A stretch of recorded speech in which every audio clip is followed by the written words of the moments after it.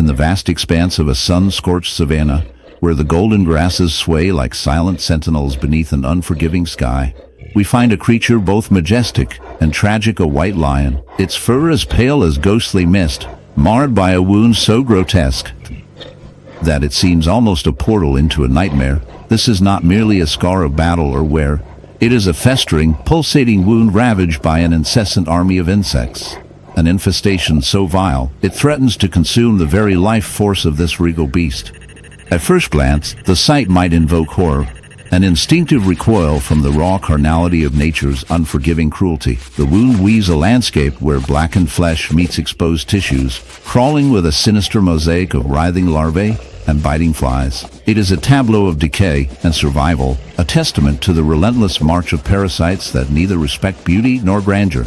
The infection is not merely a surface blemish, it is a hellish ecosystem in miniature. At the epicenter, maggots brood beneath the skin's fragile armor, burrowing and feeding on the necrotic tissue with a voracity that both sustains and degrades their host. Surrounding them, swarms of biting flies persistently probe for fresh blood, their barbed mouthparts injecting enzymes that perpetuate inflammation and prevent healing. Fleas, ticks, and various other arthropods find refuge in the folds of the lion's skin, their clusters forming a grotesque tapestry of irritation and sickness. The wound exudes a thick, yellowish-green ooze, a cocktail of pus, blood plasma, and decaying cells, its odor a pungent affront to the senses, an invisible siren calling more scavengers to feast. The lion's muscles twitch involuntarily, the pain etched into every twitch, as nature's cruelty combines with biological efficiency in a dance of death. Insects are nature's relentless recyclers, but in this case they become voracious agents of slow decay. This infestation is much more than a simple skin infection. It is a battlefield for survival chemistry, microbiology, and ecology. The larvae secrete enzymes that liquefy tissue, simplifying digestion, but spreading infection deeper into the flesh, fragilizing blood vessels, and exposing the lion to further hemorrhaging. Secondary bacterial infections easily invade through the compromised skin barrier, leading to a systemic struggle as the animal beneath the sun-drenched savanna, where life thrives in a fierce and unforgiving crucible, a solitary zebra stumbles through the bitter aftermath of a merciless battle, one invisible to the casual observer, yet brutally etched into its flanks. This is no ordinary scar. It is a grotesque tapestry of decay and torment, sprawled like the blackened roots of a withered tree beneath its striking white and black struts.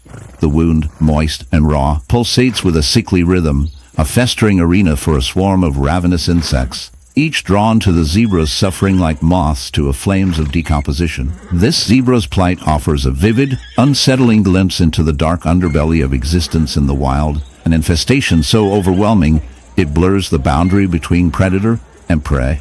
The insects, leeches, flies, maggots, and mites embark on a frenzied banquet, burrowing and feeding on the exposed flesh, turning what should be a strong, majestic creature into a spectacle of pus-laden sores and relentless agony. Some of these insects lay eggs beneath the skin, their larvae wriggling like possessed puppets, consuming living tissue from within, while others feast openly, their mandibles work tirelessly, grinding tiny fragments of cracked skin like relentless machinery. The scene conjures images both morbid and fascinating, a natural horror story where life and death are intertwined in an unholy embrace. Every stripe of that zebra, a camouflage painted by evolution, is now marred, smeared with a sticky residue of infection, fluid that bubbles and oozes in sickening torrents with every trembling breath the animal takes. The buzzing clouds of flies, thick as smoke, form an aerial siege, relentless and unyielding, their tiny bodies beating furiously against any approach, protecting the feast as if guarding a throne of decay. This infestation is not a simple accident, but a grim reminder of nature's rawness, an ecosystem thriving on suffering, and an example of parasitism at its most grotesque. Insects such as the tsetse fly or the stable fly are known vectors, not just feasting on blood, but also transmitting deadly diseases like trypanosomiasis, a silent killer that cripples and can extinguish an individual's life quietly but painfully. Each bite tears at the skin's fragile defenses, inviting bacterial counterparts to join the carnival of destruction inside the wound. Secondary infections set in quickly, fostering a veritable microbial city. teeming with unseen armies of bacteria reveling in the nutrient-rich decay.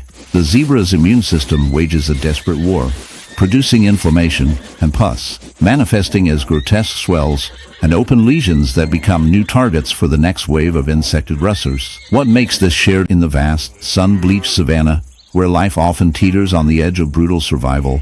A lone buffalo ambles slowly, haunted not just by the harsh environment, but by a sinister transformation etched upon its flesh.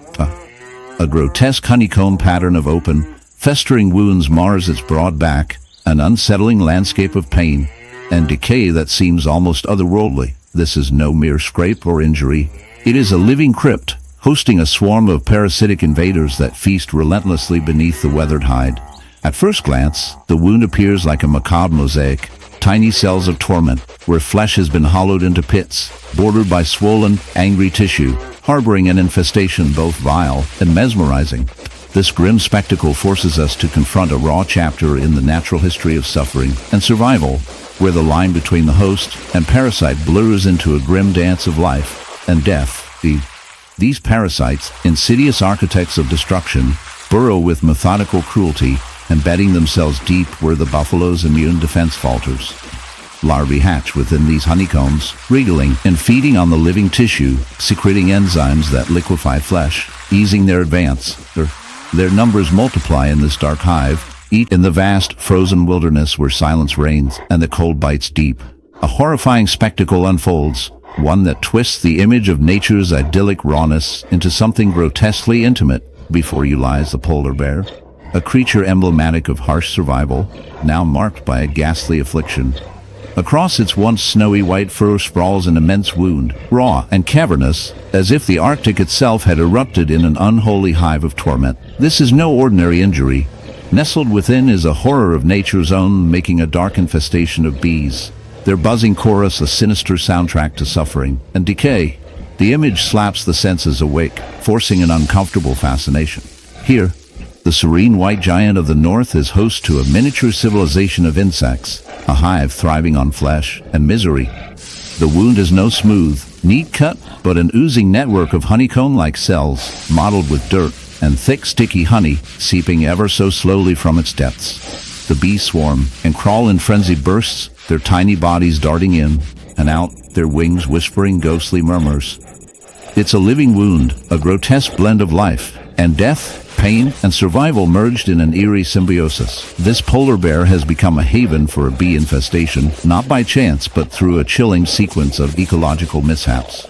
Normally, bees prefer warm, floral environments, their hives clustered safely away from the frigid north. However, as the planet warms and the boundaries of habitat blur, bizarre events become disturbingly common. The polar bear, in the dense shadows of a forgotten jungle, a solitary figure clings to survival, a monkey afflicted in a way that most of us can scarcely imagine. Its skin, once a vibrant tapestry of life, is now a shattered canvas overrun by a living nightmare. This is not merely an injury, it is a grotesque battlefield where swarms of insects wage their relentless assault. The creature's flesh is battered and broken, riddled with festering wounds that pulse with every breath, a sinister hive of every breath, a sinister hive, a parasitic occupation.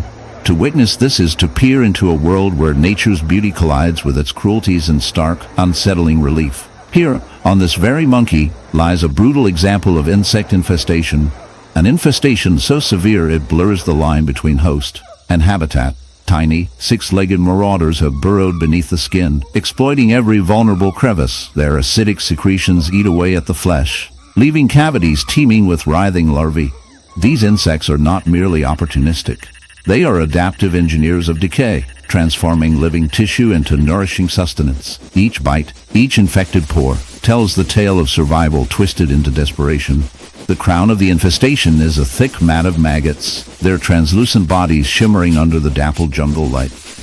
They feast voraciously, secreting enzymes that liquefy tissue, turning the wounds into gruesome quagmires. Surrounding them, scavenger flies dozen in swarms, hovering with malevolent patience. Ants crawl eagerly among the inflamed edges, their mandibles slicing minuscule chunks of skin, while the monkey's body struggles to fend off the devastation through fevered inflammation and immune response. The resulting stench, pungent with decay and sweat, permeates the air, a biological alarm bell signaling both rot and renewal. In this morbid theater beneath the blinding white expanse of the Arctic lies a haunting spectacle of nature's raw brutality, an immense polar bear, a ghostly sentinel of the ice, crippled by a grotesque honeycomb wound. This terrible injury, a lattice of gaping holes and inflamed flesh, sprawls across the bear's side like a macabre mask, a stark testament to the unyielding battle between survival and decay. The honeycomb pattern, with its deep, hollowed cavities, pulses with the desperate life of damaged tissue and invasive decay, evoking a dark fascination in anyone who witnesses this living horror. It is not merely a wound, it is a story etched in flesh, a sinister record of tenacity, pain, and the slow, creeping dance of infection. Closer inspection reveals the bear's flesh colonized by another sinister guest, barnacles. These calcareous parasites, usually found clinging to rocks or the ship's hulls in temperate seas, have taken root in this frozen domain. The barnacles latch onto the polar bear's peeling skin, their jagged shells creating a rugged, crusty overlay. Each barnacle is a